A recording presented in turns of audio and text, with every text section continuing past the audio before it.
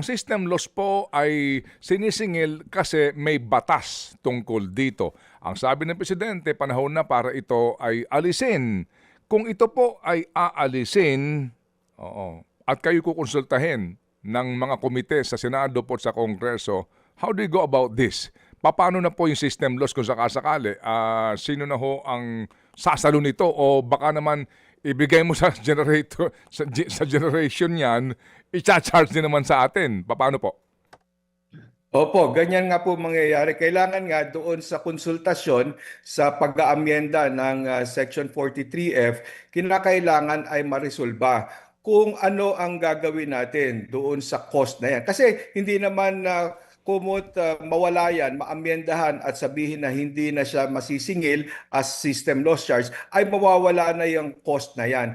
Nariyan pa rin yan. Ang question na lang is, sino ang sasalo niyan? Kung ang dati ang consumer ang sumasalo niyan up to the cap, ngayon lahat ba ng gastusin na ito ay kailangan i-absorb ng distribution utilities o kaya ay paghahatian ng distribution utility at ng gobyerno o kaya naman ay ibibigay sa mga generation companies at sa NGCP.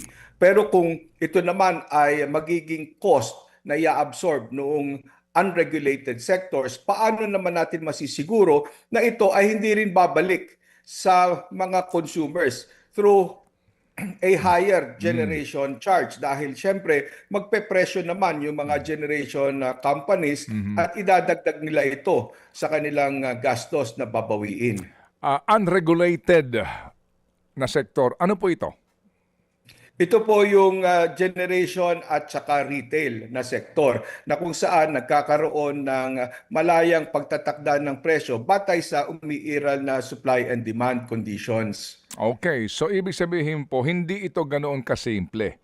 Ano po, na kapag nagkaroon dito ng amyenda, tanggalin na po itong charges sa mga electric bill ng consumers. Ang tanong, sino ang aako nito? At dito ho sa pag-ako na ito, anong ating assurance kung ito po'y unregulated na, yung pong mga retailers po ng kuryente, kung yan ba i-absorb nila, meaning sila ang mag-aabono o ipapatong na doon sa presyo ng kuryente. Ganun po yan, Chairman.